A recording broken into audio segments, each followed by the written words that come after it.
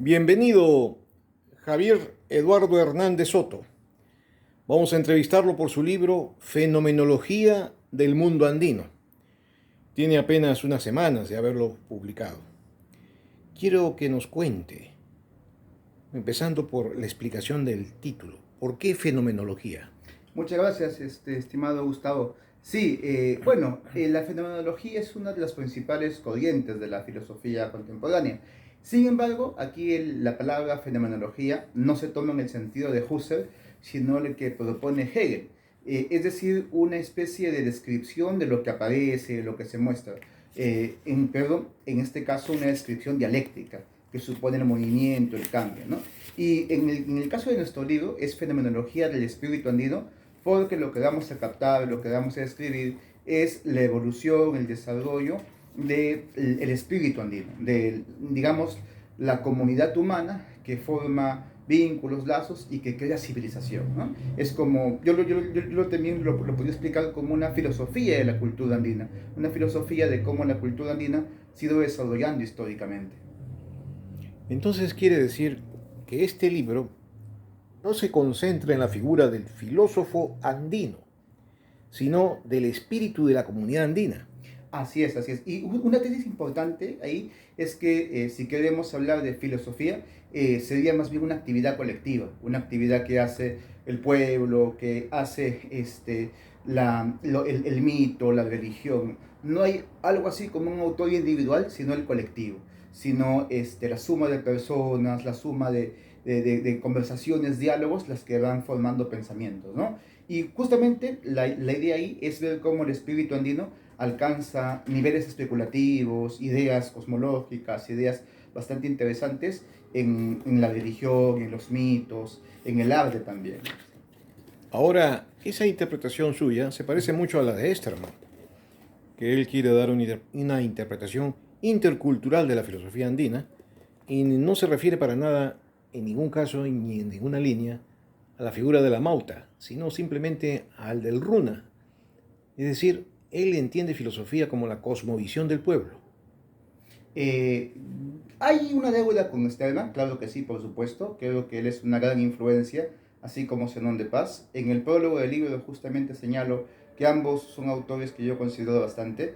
Stedman por la aplicación de un método intercultural y Zenón de Paz por la introducción de una metodología filosófica, ¿no? En el caso de pensar el mundo andino.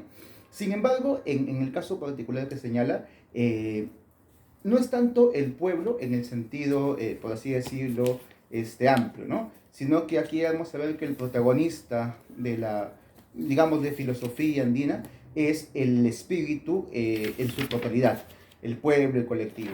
En varias partes del libro voy a señalar ahí que es, por ejemplo, la casa sacerdotal, el grupo dedicado al conocimiento del cielo, la elaboración de las imágenes de los dioses, los que hacen un tipo de sabiduría, de conocimiento que se diferencia de lo que la mayoría de hombres andinos puede manejar, ¿no? Digamos una especie de doctrina esotérica, de doctrina más elaborada, más profundo. En el capítulo dedicado a la religión andina, ahí, por ejemplo, elaboro una interpretación de cómo en la cultura chavín podemos encontrar algo así como conocimientos metafísicos, saberes acerca del mundo, ¿no? Del Apache en este caso, que son muy elaborados, son muy meticulosos y que no son algo que, digamos, el Hatun Runa tuviese a la mano, ¿no? Ahí, por ejemplo, me baso en arqueólogos como Richard Burger, quien excava Chavín, quien conoce Chavín, pero que además propone una lectura bien interesante de cómo estos conceptos del Yanantin, ¿no? Del dualismo, están presentes en Chavín. Y él los estudia con iconografía, con analizando los dioses de Chavín. Y digamos, eso me da a mí pie para un poco hablar, ¿no? De que de repente en Chavín aparece algo que le denomina en el libro, algo que puede ser problemático, pero como una teología andina, ¿no? Una especulación acerca de lo divino, de lo sagrado, y que en Chavín tendría un punto importante de desarrollo. Quiere decir que su enfoque, a pesar de que tiene como punto de partida ciertas coincidencias con Esterman y con Zenón, no obstante usted tiene unas diferencias sustanciales, porque en su caso está reconociendo núcleos intelectuales o teóricos o mitológicos, que son los encargados de elaborar la sabiduría antigua. Sí, sí, efectivamente, efectivamente. Hay núcleos, conceptuales, núcleos relacionales, que son esotéricos, que son de una elaboración muy, muy fina, muy sofisticada, pues, ¿no? Y lo interesante sería ver cómo esa sabiduría andina tiene algo así como su parangón con las filosofías occidentales. A mí me interesa mucho la tesis de Karl Jasper. No se menciona en el libro como tal, pero esta tesis del tiempo axial, de que en cierta época de la humanidad, en diferentes lugares del mundo, hay pensamientos, hay intuiciones que abren el mundo, la historia, la convivencia, también habría que de repente buscarlo en el mundo andino, ¿no? De repente, tanto en Mesoamérica como en el área andina, hay algo así como un tiempo axial, con un momento donde se desarrollan las grandes religiones, ¿no? No nos olvidemos, por ejemplo, que a decir de muchos autores, el movimiento Viracocha, ¿no? O también como se llama viracochismo, puede leerse como una religión universal, como una religión que se expande, que va más allá de los cultos locales de las huacas y que se constituye una suerte de religión panandina. Y eso es interesante, porque si hay una religión universal, entonces ya hay pensamientos metafísicos, intuiciones sobre la totalidad, sobre el mundo, intuiciones especulativas. En el libro, pues sí, yo señalo de que hay una especulación propia de la civilización andina que habría que tomar en cuenta y que para ello pues se estudia desde la filosofía. Y con ello usted nos está haciendo recordar a los cronistas como Betanzos, Murúa y otros que efectivamente hablan de los filósofos amautas. Sí, en parte, esta tesis es muy, bueno, esto que usted comenta es muy interesante porque me da pie a aclarar el libro. Muchos amigos que se dedican a la filosofía andina, Zenón de Paz, ¿no? O Víctor Masi, Lucas Palacio, ¿no? Entre otros, ¿no? Claro que sí. Hacen una filosofía andina prehispánica, pero creo que ese título solamente se queda en el nombre. ¿Por qué no? Porque su referencia son las crónicas, y las crónicas no son prehispánicas. Las crónicas, como les usted señala, ¿no? Betanzos, Ciesa, Garcilaso u otros, ya suponen la introducción de la escritura, la introducción de una visión occidental del mundo, y suponen que lo que van a contar, lo que van a recoger, está filtrado ya por esa interpretación. Y por ese motivo, querer ir al mundo andino de las crónicas abre un montón de caminos, de puertas, pero también tiene sus límites. Por ese motivo, en el libro, si bien las crónicas se mencionan y se tienen presente, yo más bien voy por el lado de la arqueología, ¿no? Estos amigos que he mencionado, más bien diría yo que han ido por el camino de la etnohistoria, de leer las crónicas como una suerte de etnografías, ¿no? Pero también está el discurso arqueológico, que es un discurso que tiene también sus límites, tiene también de repente sus lagunas, pero es algo muy interesante, que nos permite retroceder más en el tiempo, que nos permite inclusive corroborar, ¿no? las crónicas. Con el discurso arqueológico, por ejemplo, yo he tratado de reconstruir desde la llegada del hombre andino a este territorio y cómo el hombre andino construye cultura. Hablo ahí de las etapas, ¿no? Que en historia podemos reconocer. La etapa del hombre cazador, recolector, transhumante, la revolución agrícola, la revolución urbana, Caral, ¿no? Chavín, las diferentes culturas, el imperio Wari, las culturas que luego le suceden, hasta el imperio Inca. La reconstrucción, sobre todo en el tercer capítulo, es de una odisea del espíritu andino, desde su núcleo más básico, más simple, hasta desarrollar un imperio panandino, ¿no? Un imperio como el Tahuantinsuyo. Por ahí es que, más que nada, me es imprescindible la lectura de arqueólogos, como Lumbreras en primer lugar, Kaufmann Doyle, ¿no? Autores más contemporáneos, ¿no? Como Henry Tantalian, ¿no? Que desarrollan las investigaciones arqueológicas, y hay un discurso interesante ahí, que al menos yo utilizo para plantear una filosofía andina, en este caso, creo que como tal, prehispánica, ¿no? Porque va más allá de lo que las crónicas, ¿no? Pueden darnos. Vayamos ahora a la estructura del libro. Vemos 5 capítulos. El primer capítulo, el tambo de la conciencia. El segundo, el tambo de la autoconciencia. El tercero, el tambo del espíritu andino. Y estos primeros capítulos, estos 3 primeros, nos hacen recordar la fenomenología del espíritu de Hegel. ¿Por qué optó por esta estructura? Gracias, doctor. Una pregunta muy interesante. Por varias coincidencias, y creo que la que más nos puede ayudar a aclarar es la idea del camino. En la fenomenología del espíritu de Hegel hay una intuición que a veces no se considera mucho, Es que Hegel piensa que el espíritu comienza como una conciencia simple, que no conoce, que no sabe, pero tiene que recorrer un camino, tiene que hacer un camino. Y este camino Hegel lo identifica con la Vía Crucis, ¿no? Como un camino de peregrinación, como un camino santo, sagrado, que por último llevará a que la conciencia se descubra, que la conciencia se revele. Ya, en el mundo andino hay algo muy parecido, que es el Capac Ñan. Un filósofo andino lamentablemente fallecido, como Javier Lajo, enfatizaba esto, enfatizaba que el Capac Ñan no solamente una vía de comunicación, una cosa material, sino lo interpretaba Javier Lajo como un camino de la sabiduría, como un camino de los sabios, como un camino de los justos, y que recorrer el Capac Ñan no solamente era ir de un lugar a otro, sino él hablaba de la ruta de Viracocha, una ruta de sabiduría, de conocimiento, ¿no? Siguiendo una tesis de María Stolken, si no me equivoco, ¿no? Pero ahí, digamos, lo interesante, lo que me lleva, digamos, al punto en común, es que en ambos casos la sabiduría es un camino, eso de recorrer un camino, ¿no? En el caso de Hegel, un camino más epistemológico, más conceptual, más teórico, pero en el mundo andino hay un camino, el Capac Ñan, físico, real, pero simbólico, ¿no? Que podría entenderse también como un camino de la sabiduría. ¿Ya? Y siguiendo un poco esa idea, es que entonces podemos ver que en el mundo andino podemos hablar de un camino del conocimiento, un camino del saber que se divide en estancias, en partes, en secciones. La primera sección es el tambo de la conciencia, el tambo de la autoconciencia y el tambo del espíritu. Claro, un poco haciendo referencia a lo de Hegel, pero en buena cuenta la idea es esta, que el tambo de la conciencia es analizar, dar cuenta de la relación entre el hombre y la naturaleza, entre el hombre y la pacha, ¿no? Y cómo el flujo del kama, la fuerza, constituye la verdadera realidad.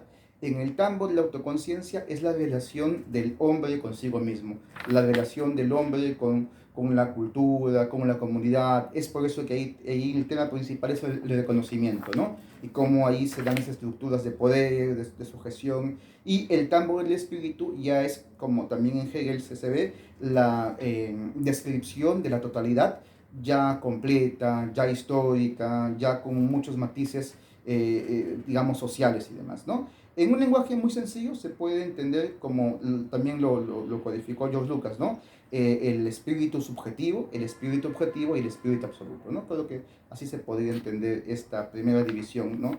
Tambo de conciencia, tambo de la autoconciencia, tambo del espíritu, y el libro continúa con un tambo de la religión y por último un capítulo dedicado a la lógica andina. Un poco después de la fenomenología podemos aventurarnos a esbozar una lógica andina.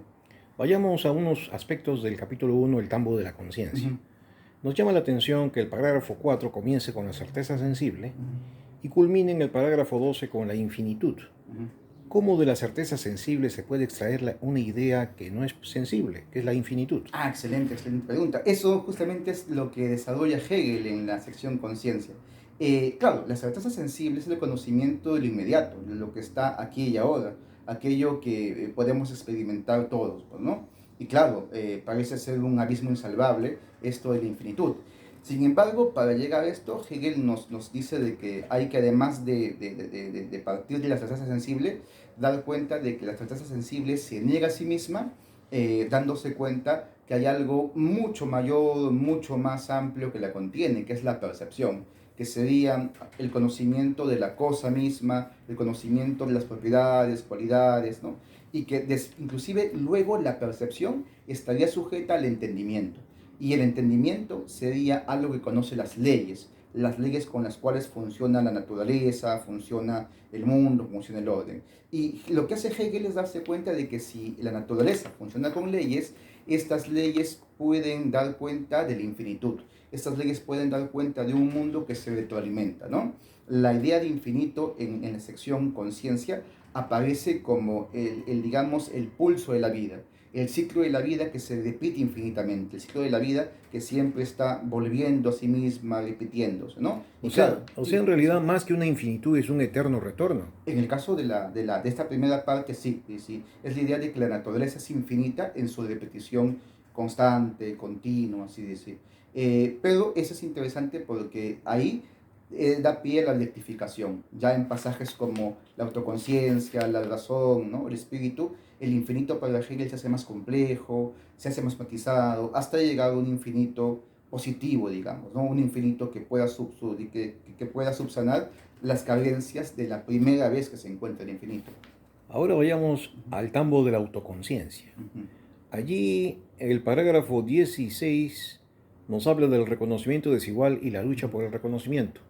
Esto es una aplicación de la dialéctica del amo y del esclavo. Efectivamente, claro que sí. Sin embargo, teniendo todas las atingencias respectivas, porque son diferentes contextos, pues, ¿no? En el caso del mundo occidental, la dialéctica del amo y el esclavo da pie al fenómeno de la esclavitud, al fenómeno del sometimiento de los seres humanos para que sirvan a otros. En el caso del mundo andino, no. Si bien ahí yo muestro que hay una lucha entre autoconciencias que da como resultado un vencedor y un vencido, no se instala la institución de la esclavitud como tal, ¿no? Sino que hay una dinámica mucho más compleja, hay una dinámica de reciprocidad, hay una dinámica de sometimiento, pero lo que no implica la esclavitud de una persona hacia un poder. Ahí, por ejemplo, digamos, en este caso, encontramos dos cosas en el mundo andino, que hay un reconocimiento asimétrico, un reconocimiento de uno que es más que el otro y que se reconocen ambos, pero siendo desiguales. Y claro, que eso ya también se ve en Occidente, pero hay una cosa muy valiosa en el mundo andino, que es el reconocimiento simétrico, cuando comunidades, grupos tienen que intercambiar y en ese intercambio se reconocen como iguales, se reconocen con el mismo valor, con la misma importancia. Ahí tomo un caso etnográfico del antropólogo Enrique Mayer, quien investiga un fenómeno llamado el una y precio, como en algunas comunidades, me parece, Cerro de Pasco, ¿no? Hay un intercambio de productos entre papas, maíz y carne. Y claro, la lógica del mercado, la lógica capitalista, diría que la carne vale más que la papa, el maíz. Pero Mayer comenta de que viendo la aplicación del una y precio, eso quedaba desactivado. Y más bien lo que los campesinos utilizaban es una lógica donde todos somos iguales y donde el intercambio no se hace tanto por el valor que pueda tener, sino por la necesidad, ¿no? Y un poco comentaba ahí de que la idea clave es que intercambiamos así y así, porque de esta forma yo te ayudo a ti y espero que tú en el futuro me ayudes a mí. Si bien la carne podría ser más valiosa que productos de repente vegetales, el una y precio funcionaba para asegurar la sobrevivencia, la cooperación, para mantener los lazos, ¿no? De, digamos, de equidad, de armonía entre las comunidades. ¿No le parece su lectura demasiado idílica en tanto que la sociedad precolombina era una sociedad fuertemente teocrática con una robusta división de clases en donde incluso los mitimaes no tenían derecho ni de voz, de decidir a dónde iban a ser destinados, iban a ser separados de sus familias, de sus hijos, es decir, eran tratados como objetos, como esclavos? Sí, sí, sí. Y todos esos asuntos no los evado en el libro. En el libro más bien hay una intención de mostrar los aspectos claroscuros del mundo andino, ¿no? Pero ¿no le parece que hay una intencionalidad entre los partidarios de la andinidad Ujú. de romantizar el mundo andino como una perfecta correspondencia simétrica, incluso de las relaciones sociales, cuando todo lo contrario estaba presente? Habría que examinar el asunto con bastante tino y creo yo, ¿no? Siguiendo el viejo Aristóteles, el término medio siempre es una opción racional. A ver, y en este caso sí, concedo de que hay muchos compañeros, investigadores, amigos que pecan de caer en ese romanticismo, ¿no? Que para mí están siguiendo la huella rusoniana del buen salvaje, ¿no? Quieren encontrar el buen salvaje en el mundo andino. Pero también es el otro extremo, ¿no? De repente un extremo muy del cuño de Francisco Toledo, ¿no? Este virrey que trató de satanizar el mundo andino, mandando elaborar crónicas que retrataran a los incas como déspotas. Yo creo que la verdad está en el término medio. Es una sociedad como todas las que viven en el mundo, con grandes avances, con logros, pero también con cosas negativas, con cosas criticables, cuestionables.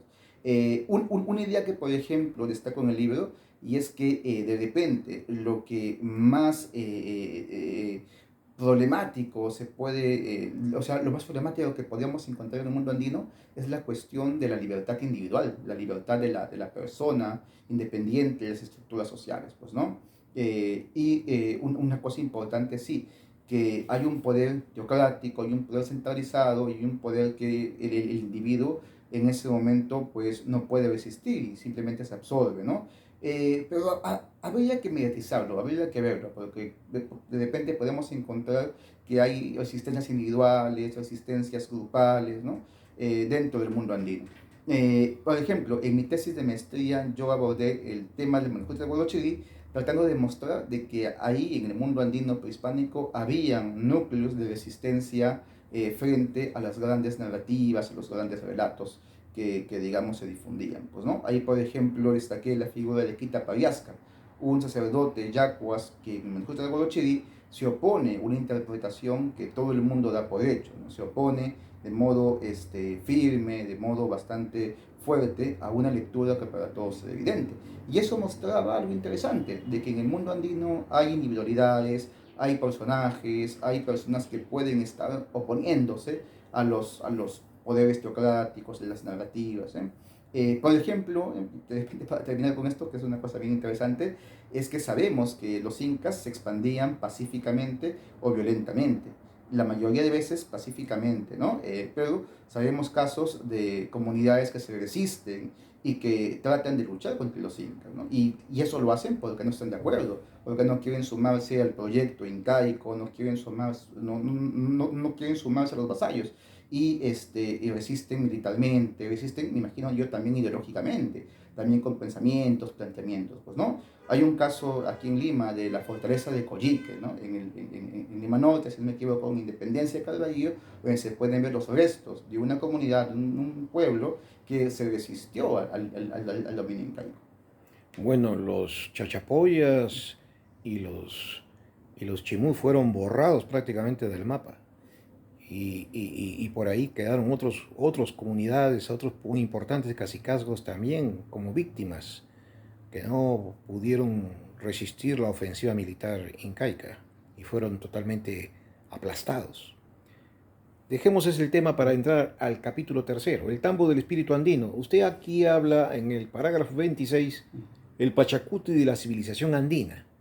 Y luego habla de otros Pachacutis, como del Imperio Huari. Pero me interesa, me llama mucho la atención el de la civilización andina. ¿En qué consiste el Pachacuti de la civilización andina? El Pachacuti es un cambio, un revés, es un ordenamiento de estructuras.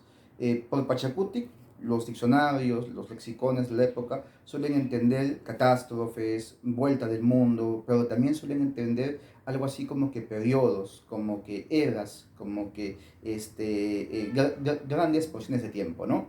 Y un poco, ya cuando Pama de Ayala, en la nueva crónica, había hablado de varios periodos donde se desarrollaba la humanidad. En su historia, ¿no? Guamampoma ubica lo que podemos llamar Pachacuti. Ya, en el caso del libro, en el caso de este texto de la fenología del espíritu andino, la idea es que hay un cambio profundo en la forma de vida andina cuando se pasa de la vida pastoril, de la vida aldeana, a configurar civilizaciones, a configurar ciudades con un poder centralizado, con jerarquía social, que luego este estado da pie a la religión, al arte, a la ciencia. A eso me refiero con un Pachacuti, con un paso a lo que los historiadores llaman civilización, O ¿no? sea, es un Sí, enfoque, en este caso, sociológico. sí, sí, sí, histórico-social, claro, claro que sí. Vayamos al capítulo cuarto, el tambo de la religión. Uh-huh, Aquí en el parágrafo 42 se habla de la religión natural y uh-huh, luego la esencia luminosa, la planta y el animal y el artesano. Nos llama la atención la religión natural. En la religión natural, ¿usted qué deduce? ¿Se trató de un animismo, de un politeísmo, de un enoteísmo, de un monoteísmo? hay todo eso, hay todo eso. Creo que si vemos la religión como un fenómeno de largo aliento, como un fenómeno que va desarrollándose desde que el hombre llega, ¿no? Que la religión acompaña siempre al hombre, encontramos diferentes capas de sentido. Que hay, por ejemplo, restos arqueológicos que dan cuenta del animismo, ¿no? Que, por ejemplo, en las pinturas rupestres vemos a llamas, ¿no? A océnidos retratados de una manera muy fina, ¿no? Y con hombres que hacen como artes mágicas para capturarlos, ¿no?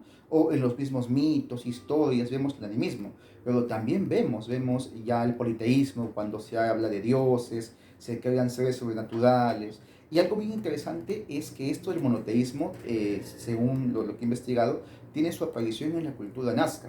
Hay un investigador llamado Donald Drolls, me parece, que compara, bueno, primero investiga los diferentes estilos de la cerámica nazca y va descubriendo algo muy interesante, de que es una cerámica que poco a poco va abstrayendo más y más, va abstrayéndose más y más y más.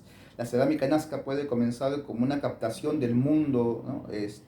Multiforme, multicolor, pero poco a poco va haciéndose más abstracta, va reduciendo sus motivos a figuras geométricas, a un punto en que solamente representa esferas, representa algo así como una sola entidad. A Donald Plus le da a entender esto, que es un proceso mental, un proceso de abstracción metafísico semejante, lo dice él, a el que se dio en el antiguo Egipto, a cuando Akenatón, ¿no?, hace abstracción de los dioses y llega a la idea de un solo poder, de una sola fuerza, ¿no? Y Donald Trump sí, dice que lo mismo podemos encontrar en Nazca, que hay una intuición o que hay en la iconografía base para pensar de que ellos están entrando a una etapa de razonamientos, de comprensión metafísica, pues, ¿no? En el sentido de que están ubicando un principio uno que da cuenta de todo. Y que esto mismo pasaría luego a la religión de los Wari, al arte Wari. Dioses como el dios de la portada del sol, ¿no?, conocido como Viracocha, serían algo así como la compilación, ¿no?, la síntesis de múltiples dioses, pero en una sola figura, en Muy una bien, sola divinidad. muy bien. A ver, abreviemos por el tiempo. Sí. La esencia luminosa, denos el concepto. Es el culto al fuego, que lo encontramos en Kadal, y en el concepto Illa, que es un concepto que significa también luminosidad, brillo. Ya, pasemos al capítulo final, la lógica andina. Mire usted, aquí en el 47, 48 y 49, lógica del ser, lógica de la esencia, lógica del concepto. Prácticamente es una transposición de la ciencia de la lógica de Hegel. ¿Cómo así cree usted que se puede aplicar esta tripartición también para explicar la lógica andina?